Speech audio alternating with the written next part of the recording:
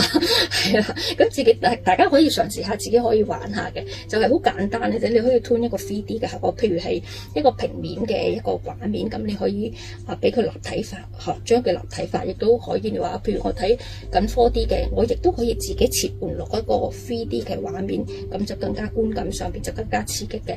咁點樣去tune 自己嗰個視覺咧？其實好簡單咧，就係你只要你望住嗰個畫面啦，咁你可以好輕鬆㗎，唔需要緊張㗎嚇。